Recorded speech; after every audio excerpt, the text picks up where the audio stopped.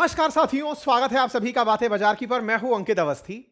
देश में एक नई टैक्सी आई है, नाम है उसका भारत टैक्सी। सरकारी नहीं है, लेकिन पूरी तरह से सरकारी समझा जाए तो कोई गलती नहीं है।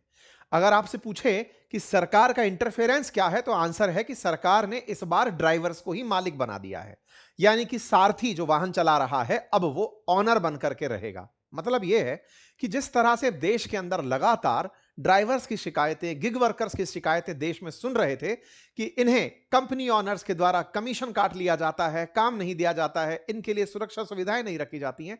सरकार ने उन सभी प्रकार की चुनौतियों को दूर करते हुए एक ऐसा मॉडल प्रस्तुत कर दिया जिसमें सारथी ही मालिक की तरह रहेगा। अर्थात ओला, उबर जैसी कंपनियों में जहां एग्रीगेटर अपना एक एप्लीकेशन बनाकर सारे की सारे कमाई का 20 से 30% हिस्सा लेकर चला जाता था, अब सरकार ने उसका बाईपास निकाल दिया है। बाईपास निकालते हुए कहा है कि जो भी अपनी गाड़ी लेकर के हमारे एप्लीकेशन से जुड़ जाएंगे, सरकारी एप्लीकेशन से जुड़ जाएंगे, उन्हें किसी भी प्रकार से कोई भी कमाई का हिस्सा साझा नहीं करना पड़ेगा। अब इस पूरी कहानी को आज डिटेल में समझना है और यह समझना है कि अगर वाकई में ऐसा होने लगा तो क्या वाकई में भारत के सारे पैसेंजर्स ओला उबर से शिफ्ट होकर के भारत टैक्सी में नहीं आ जाएंगे? क्या भारत टैक्सी, जो देश की अपनी सरकारी टैक्सी रखी गई है, सरकारी कहकर के मैं उसको थोड़ा सा कंफ्यूज कर सकता हूं आपको, इसलिए कहा जाए सहकारी रखी गई है। अब सरकारी और सहकारी में क्या अंतर है, मैं वहां पर भी आपको लेकर चल रहा हूं।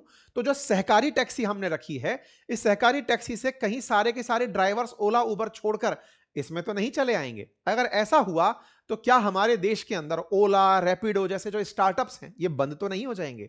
और अगर ऐसा नहीं हुआ तो सरकार ने इनके पैरेलल एक ऐसा सिस्टम खड़ा करके एक तरफ स्टार्टअप इंडिया जैसी चीजों की बातें करते हैं और दूसरी तरफ खुद चैलेंज बनने के लिए चले आते हैं, तो कहीं भारत ने ड्राइवर्स का साथ देते देते, सरकार ने ड्राइवर्स का साथ देते देते देश में कहीं स्टार्टअप इकोनॉमी को तो कुल्हाड़ी नहीं मार दी है, या फिर इनके बीच में कहीं ना कहीं एक ऐसा पेच छोड़ दिया है जो आप लोग समझ ही नहीं पा रहे हैं। सरकार ने सबका मन रख दिया है और सहकार के नाम पर सरकार ने वो खेला खेल दिया जिससे सब खुश, और अंततो गुत्वा सबकी खुशी में सरकार का बढ़िया नाम हो गया है। कहानी को डिटेल से समझिएगा, तब सारी बातें समझ में आएंगी।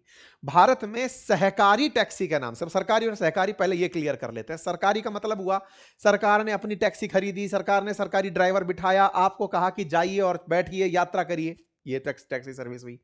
सहकारी का मतलब हुआ कि आप जितने भी, मेरे जैसे, आप जैसे जितने भी लोग हैं, मेरे पास अगर एक गाड़ी है, कमर्शियल लाइसेंस है, मैं जाकर के सरकार के एक एप्लीकेशन से जुड़ गया। जैसे आप पेटीएम से, जैसे आप भारत पे से जुड़ते हैं, ऐसे ही भारत टैक्सी नाम का एक एप्लीकेशन है जिसमें आप जाकर जुड़ गए। सरकार ने 30 रुपए डेली के हिसाब से ड्राइवर को जुड़ने का उसमें चार्ज माना है कि अगर आप जुड़ना चाहते हैं तो आप इस एप्लीकेशन पर जुड़ जाएं। एप्लीकेशन से क्या होगा, जो हमारे और आप जैसे यूजर्स हैं वो भी भारत टैक्सी का एप्लीकेशन डाउनलोड करेंगे, वो अपने लिए ट्रिप बुक करेंगे कि भाई मुझे यहां से यहां जाना है। आपने अपनी डेस्टिनेशन बिल्कुल वैसे ही डाली जैसे ओला उबर पर डालते हैं।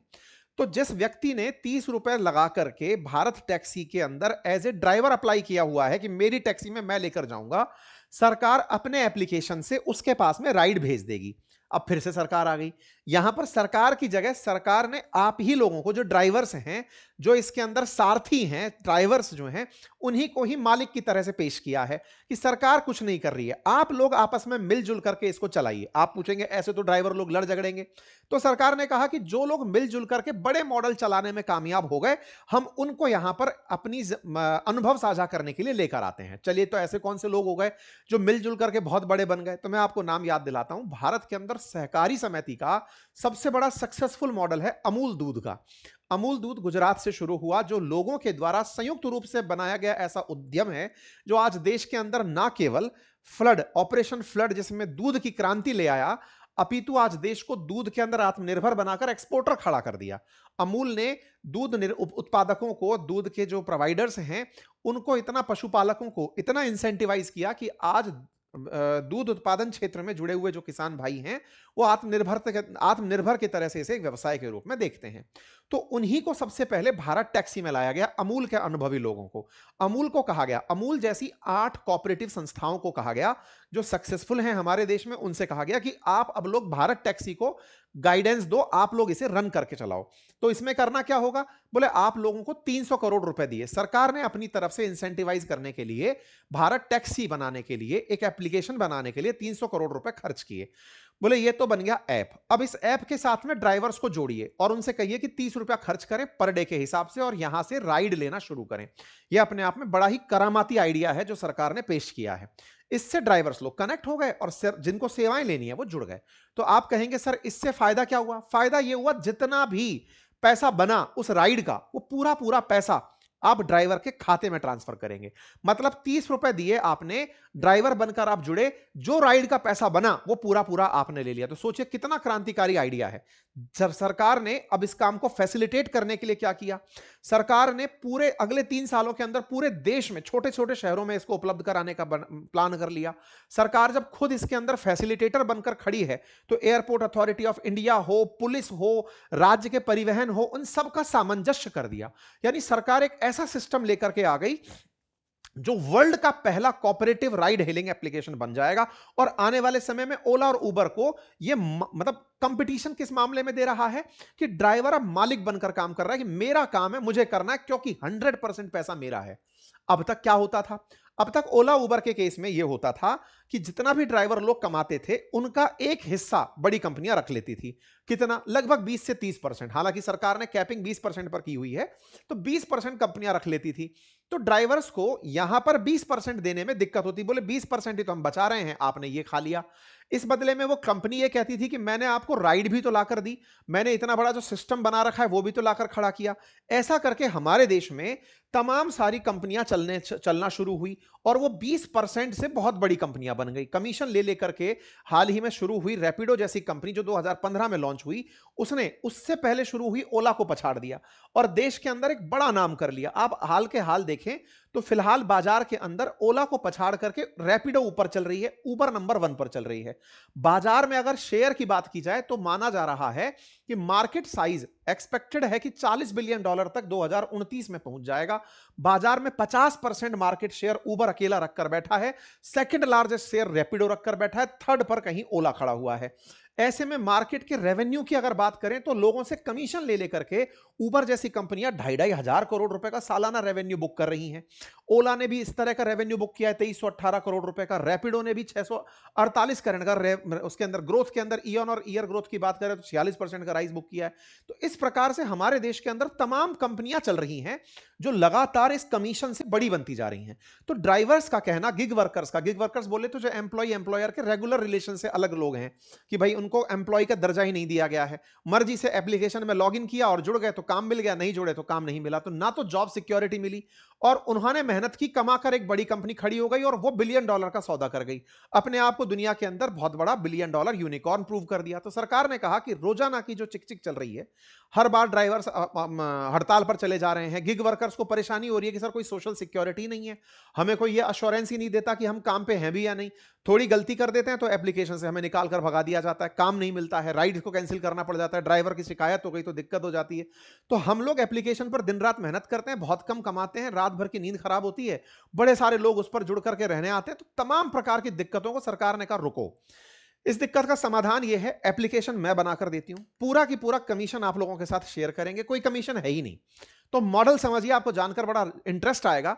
भारत टैक्सी का मॉडल 30 रुपए तो मैंने शेयर का बता दिया, 100% जो आपने कमाया वो आपका हो गया। फिर आप कहेंगे कि सर एक बात बताओ, फिर 30 रुपए में सरकार चलेगी कैसे? अब मान लो 1 लाख ड्राइवर्स आकर के जुड़ते हैं सरकार के साथ भारत टैक्सी एक्ट पर। ये सरकार की जगह आप सहकार सुने, मैं बार बार सरकार बोल दे रहा हूं, मतलब सरकार के द्वारा सहकार बना दिया गया है। सहकारिता मंत्रालय अमित शाह जी लीड कर रहे हैं, तो उनका इनिशिएटिव है ये, ठीक है। तो ऐसे में सहकार के नाम पर क्या हुआ कि सब मान लीजिए कि एक साथ 1 लाख ड्राइवर्स जुड़ जाते हैं भारत टैक्सी ऐप पर, तो 1 लाख से 30 रुपया के हिसाब से 30 लाख रुपया पर डे हो गया।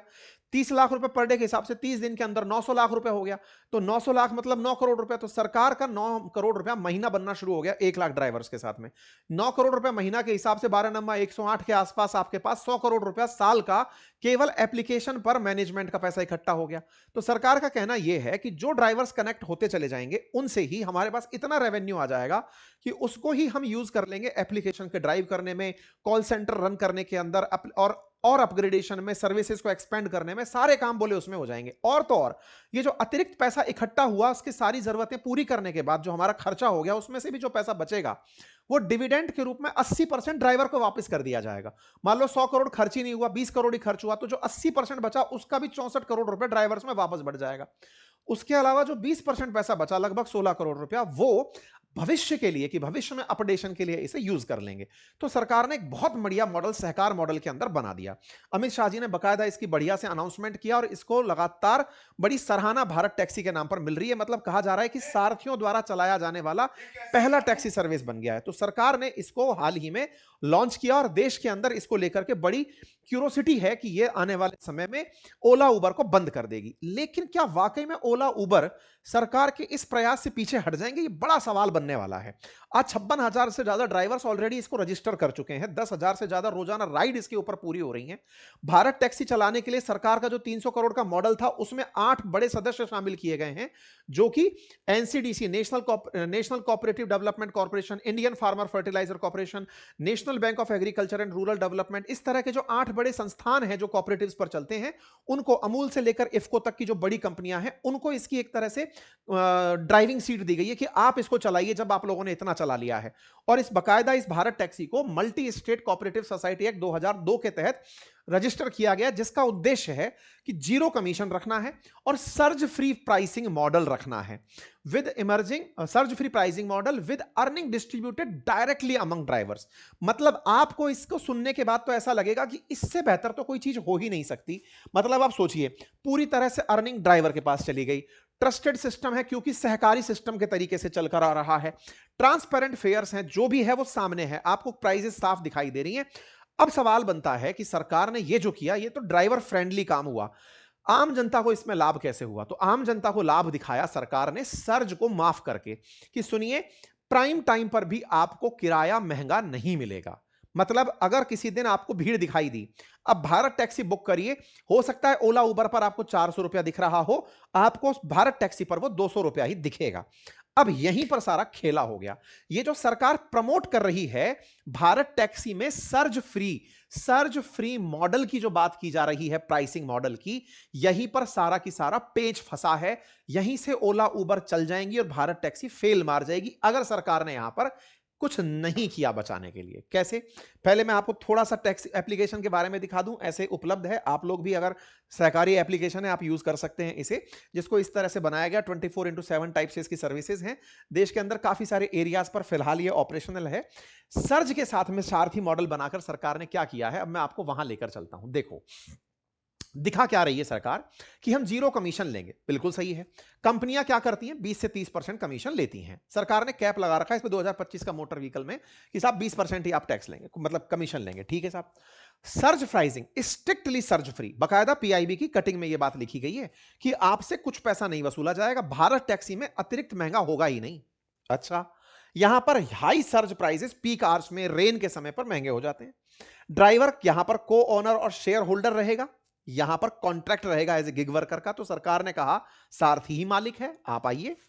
डेली एक्सेस के अंदर यहां 30 रुपए मिल रही है, यहां पर डेली एक्सेस पर ये शायद 50 रुपए ले से 80 रुपए तक कुछ ना कुछ लेते हैं। रेगुलेटेड और ट्रांसपेरेंट रहेंगे, यहां पर डायनेमिक रहते हैं। क्या चीज? प्राइसिंग। अब सवाल यह मिलता है कि सर एक बात बताइए, लोग इस वाले मॉडल पर क्यों शिफ्ट नहीं होंगे? मतलब एक ऐसा क्वेश्चन जो आपको सोचने योग्य होना चाहिए।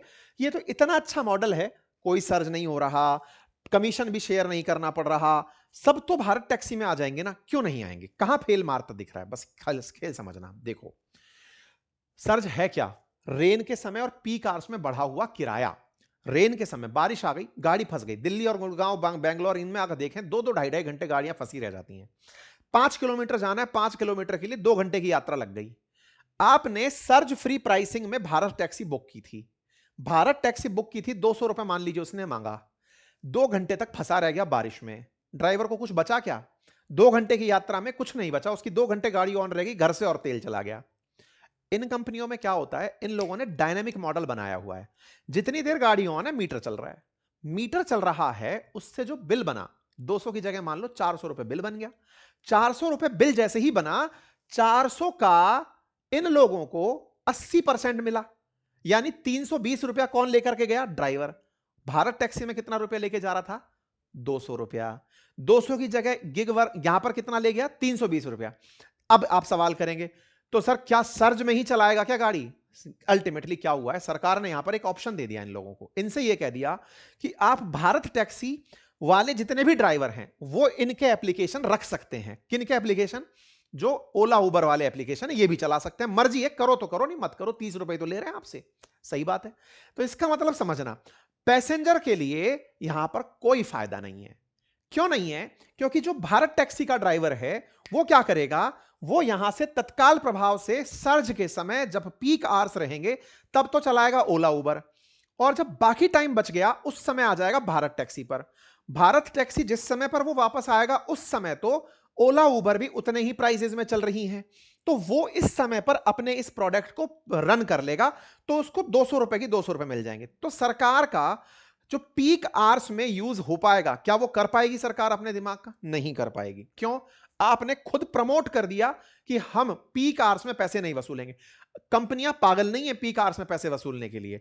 हर आदमी को पैसे देते हुए जेब से दुखता जरूर है, लेकिन कंपनी इस बात को सीखी है, डायनेमिक प्राइसेस को सीखी है कि भाई किसी को अगर जाना जरूरी है तो भाई पैसा ही तो उसको इंसेंटिवाइज करेगा।